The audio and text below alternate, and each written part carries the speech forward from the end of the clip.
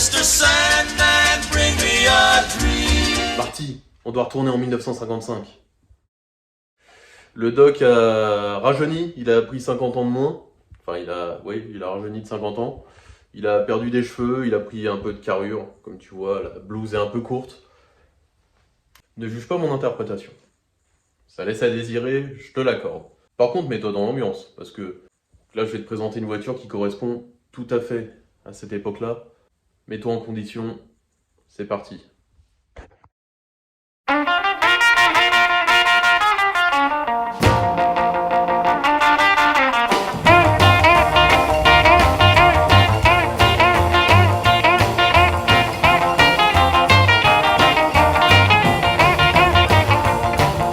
Deep down in Louisiana, close to New Orleans, way back up in the woods among the evergreens, there stood a log cabin made of earth and wood, where lived a country boy named Johnny B. Good, who never ever learned to read or write so well, but he could play a guitar just like a ringing a bell. Go, go!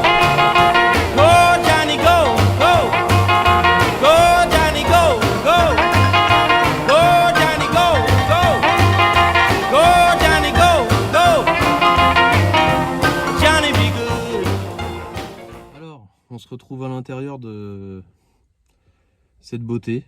C'est cette machine à remonter le temps, hein. C'est pas une DeLorean, mais... Quitte à voyager à travers le temps au volant d'une voiture, autant en choisir une qui est de la gueule. Ford Crestline de 1954, avec un V8 et une boîte auto Fordomatic, qui est dans un état plutôt exceptionnel.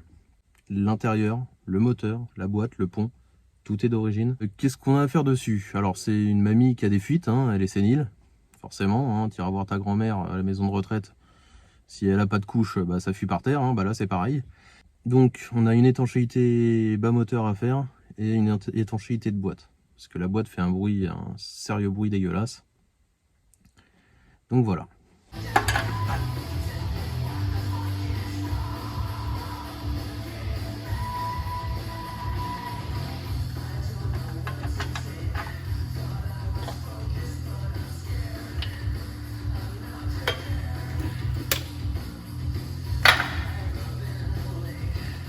Bon alors qu'est-ce qu'on y fait à cette mamie là? Simplement une vidange moteur, vidange boîte avec étanchéité, changement du filtre de boîte. Faut que je regarde aussi le capteur de pression d'huile, parce qu'il a tendance à scintiller par moment. Bon, elle est de 54 mamie, hein, donc tu te doutes bien que les connexions sont pas terribles.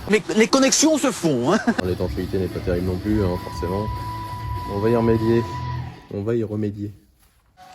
Donc voilà, tu vois un peu mieux pourquoi le monsieur veut refaire l'étanchéité moteur boîte. Là, la boîte, elle est pas beaucoup mieux. Voilà. Bon, sauf que je viens de remarquer quelque chose. Regarde, ça c'est pas de l'huile, ça c'est du liquide de refroidissement. Hop, ça c'est le capteur de pression d'huile. Regarde la pastille de sablage. Il pisse-soit. Donc pour t'expliquer la chose, une pastille de sablage, c'est une pastille qui bouche une moulure du moteur. C'est le moteur, il est dans un moule, c'est injecté, et la pastille est là pour boucher ce trou d'injection. Ces trous d'injection, s'il y en a plusieurs. En l'occurrence de ce que j'ai vu, il y en a 4. Ça rouille au bout d'un moment, hein, à 70 ans. C'est normal que ça rouille. Tu compares ça à une voiture d'aujourd'hui, hein, voilà, t'es vite convaincu. L'écologie, elle est là, tu vois. Une bagnole qui a 70 ans, ça permet de pas produire plus. Enfin, c'est des logiques que certaines personnes, surtout situées du côté du 75, ne comprennent pas. Je suis un humain, donc je suis biodégradable. Voilà, je suis écolo. Ah bah d'accord. Tu vois ce que je vois? À part que je fais des conneries à foutre de l'huile partout. Le filtre il était même pas branché. Enfin il était même pas embranché. C'est le fin mot de l'histoire hein, sur le bruit quand t'étais en drive ou en marche arrière. La crépine n'était pas fixée. Sur son logement, c'est-à-dire comme ça. Elle était au fond du carter. Donc forcément, Y a pas la même succion. Bon. Que tu vois un peu plus près la crépine, qui n'était pas fixée, hein, qui était dans le fond du carter, tu vois encore la trace. Le carter qui est extrêmement propre, comme tu peux le voir. Ça c'est pareil, tu vois, je suis un petit peu sans cette grille. Hein. Le support de boîte qui a été renforcé avec la pâte à joint. C'est technique comme une autre, hein, mais ça marche pas. Elle est même pas sèche. Enfin, elle est pas sèche. Je pense qu'elle a bouffé tellement d'huile que voilà. Quand on a même là. Ouais. Bon, j'ai du nettoyage. Womp bam loom bam blam bam bam to the boot on root to the boot on root to the boot on root to the boot on root to the boot on root. Oh womp bam loom bam blam bam bam. I got a girl named Sue. She knows just what to do. I got a girl named Sue. She knows just what to do. She rock to the east. Bon, du coup, ce que tu viens de voir, c'est le remontage de la crépine et de la cuve de la BVA. Donc une crépine neuve, hein, évidemment, avec un joint neuf. Donc j'ai nettoyé l'intérieur de la cuve, évidemment. Hein. De toute façon, comme tu as vu sur les images d'avant, elle était sacrément dégueulasse. Donc je vais faire l'extérieur après. Enfin, je l'ai dégraissé, je l'ai décrassé, évidemment, mais je vais l'astiquer. Et la branlette, c'est chouette.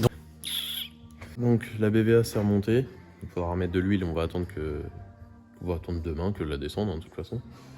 Donc là j'ai nettoyé, j'ai dégraissé le surplus d'huile qu'il y avait partout parce que j'ai le joint de carter moteur à changer, donc lui là. Sauf que pour moi, ça sert pas à grand chose de le changer parce que les fuites, c'est une fuite générale hein, du moteur. Les fuites viennent de plus haut, viennent du carter distribution et surtout du joint speed Villebrequin. Donc pour moi, le joint de carter, ça sert à rien de le faire. Bon, je l'ai. Je vais appeler quand même le client. Bon là, il est 21h, donc je vais pas l'appeler maintenant. Mais voilà. Pour moi, ça sert à rien de le faire. Ça me sert à rien. Je l'ai, donc s'il veut que je le fasse, je le fais. Il n'y a aucun souci là-dessus. Mais c'est pas d'une utilité certaine, quoi. Donc je te laisse observer ce bon vieux bloc. C'est pas du PureTech, ça. Ho ho ho! Merry Christmas! Donc, comme je t'ai dit, j'ai dégraissé, hein, donc évidemment c'est moins gras que ce que c'était. Le gras, c'est la vie. Mais bon, tu vois quand même que ça pisse de plus haut, hein. On le voit. Là au niveau du carter de distribution, regarde, le gras vient de là-haut. Là idem, et tu vois ça dégouline sur le carter. Là, je t'en parle pas, hein, c'est bien gras. Bon, bah, évidemment ici, voilà. Regarde le démarreur. Le démarreur on est couvert. Donc c'est forcément pas le joint de carter qui gicle sur le démarreur. Ainsi que là-haut. Là, bon là j'ai nettoyé, mais tu voyais même plus le carter noir là. La fuite, tu vois encore que ça suinte ici. Donc pour moi la plus grosse de la fuite, le plus gros de la fuite se situe derrière ce carter, donc c'est-à-dire au-dessus. Le joint speed Vilo. On voit que ça coule du dessus. Là c'est barbouillé, mais évidemment c'est le joint speed Vilo qui barbouille partout. Parce que ça c'est pas de l'huile de boîte, hein. Ça c'est du combi de l'huile de moteur. Et ouais, là on voit un peu mieux le fait que ça coule du dessus. Regarde même la pompe à essence suinte. Enfin suinte de l'huile, hein, suinte pas de l'essence. Tout ça mis bout à bout, ça confirme l'utilité secondaire de faire le joint de carter moteur. Donc, je répète. Effectivement, si là il est là-bas, si le client veut le faire, enfin veut toujours le faire, il n'y a pas de souci, je lui fais, mais pour moi, ça sert à rien. Ça va continuer à suinter, ça va continuer à fuir. Surtout que le reste c'est du chuintement, c'est pas trop grave, mais le joint speed Vilo. Le doute m'habite, voilà. Sinon, pour ce qui est de la pastille, ouais, celle-là, c'est-à-dire que la plus pourrie, c'est la plus accessible. L'accessibilité, c'est toujours précaire, hein. Voilà.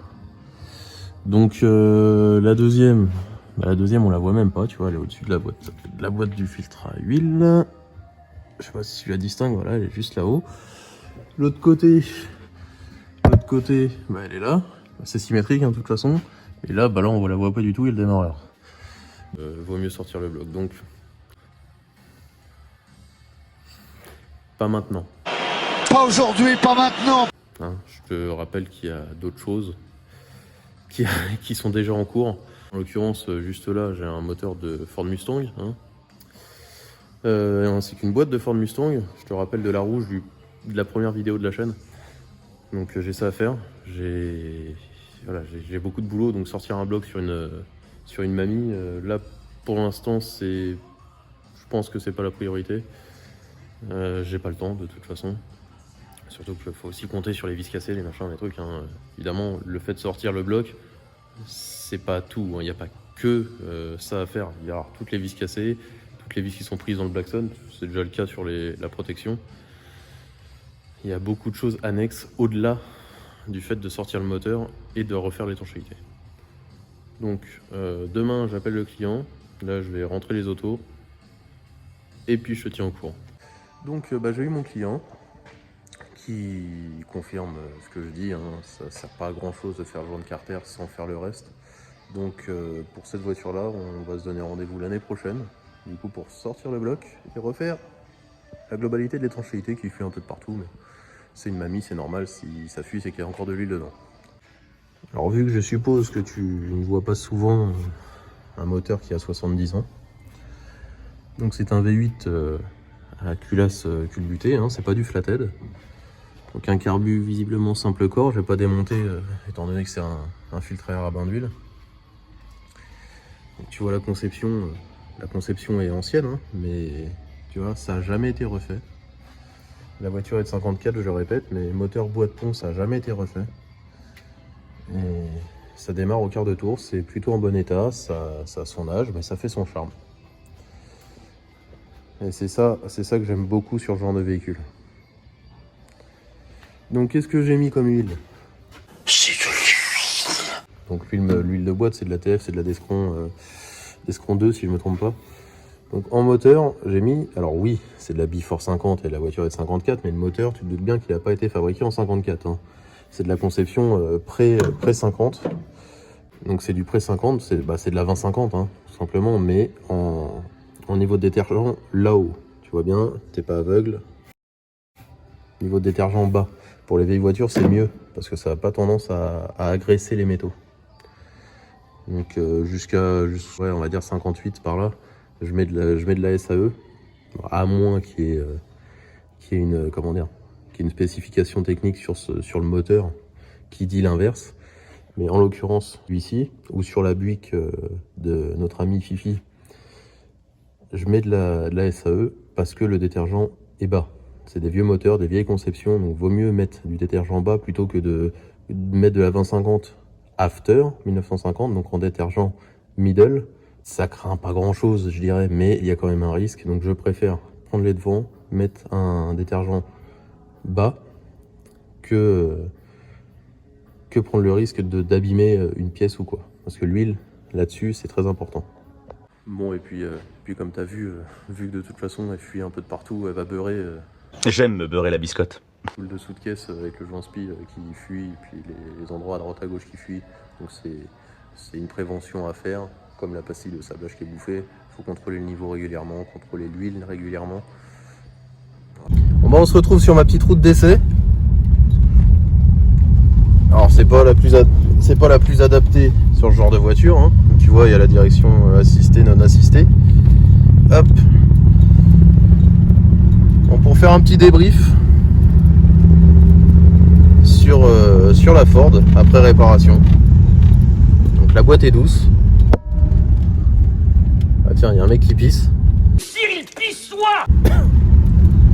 Donc, petit feedback sur la Ford. Donc c'est une voiture qui roule très bien. Moteur à 6 chevaux, malgré les fuites, mais ça enlève rien. Hein. La boîte douce. Donc j'ai eu je sais plus si j'ai sur un rush. On entend les petits détecteurs de trottoir qui frottouillent un peu là. Je sais plus si sur un des rushs je l'ai dit, mais du coup j'ai vu avec le propriétaire. Bon, effectivement le joint de carter, il n'y a aucune utilité de le changer pour l'instant, donc il est d'accord. On tombera le moteur l'année prochaine, donc après la saison de l'année prochaine, parce que là j'ai pas le temps, hein, tout simplement.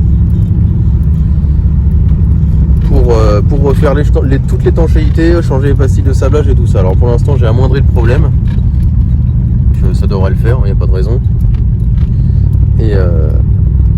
Et voilà. Et là, vu qu'il y a un angle à passer, je vais poser le téléphone. Hop là.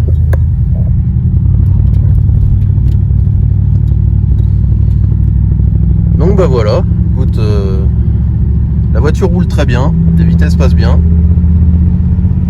On va la faire passer là. Voilà, un tout petit à-coup. Pour une Ford-O-Matic qui a 70 ans, franchement, il n'y a vraiment pas à se plaindre. Donc, comme à l'accoutumée, hop.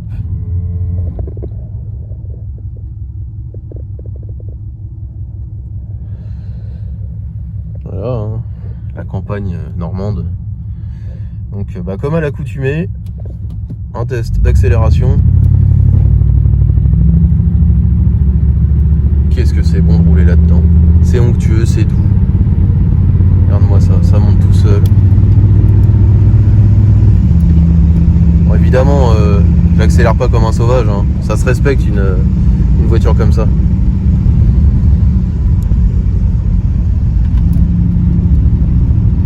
C'est vraiment agréable, il y a vraiment pas à dire. S'il y a bien une période que j'aime, alors autant j'adore les muscle cars, hein, ça on n'enlèvera rien. Les années 70, 60-70, les années 80 aussi, quand on parle des Corvettes, des machins comme ça, les Camaro, malgré ce que beaucoup disent, moi j'adore la Camaro de 80, enfin les Camaro des années 80. Bon, après je suis un peu je vis un peu en marge, enfin j'ai des pensées un peu en marge de la société parce que personne n'aime les voitures des années 80. Moi j'aime beaucoup, enfin les américaines des années 80. Bon évidemment il y a acheté aussi, hein, parce qu'ils ont fait de sacrée merde. Donc bah écoute, pour moi c'est validé. Je sais plus où je voulais en venir, mais oui, donc les années 50 c'est vraiment une période que j'apprécie particulièrement, que ce soit dans la tendance vestimentaire, musicale et automobile évidemment. J'adore les États-Unis des années 50. Hop, on va se mettre en parc et on va faire notre petit tour extérieur sans te montrer les plaques. Regarde comme elle est belle. Une belle voiture au soleil. Donc les petits trucs que t'entends, c'est ça. C'est pour détecter les trottoirs. Qu'est-ce qu'elle est belle cette voiture. Qu'est-ce qu'elle est jolie. Hop, on saute la plaque.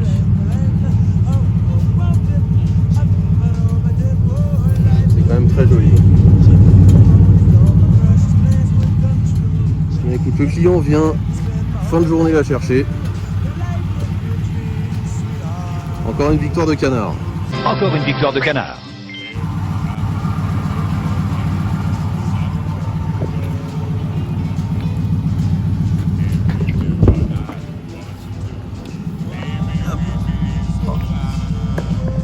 C'est vraiment des belles voitures. Allez, on retourne au garage. Hop.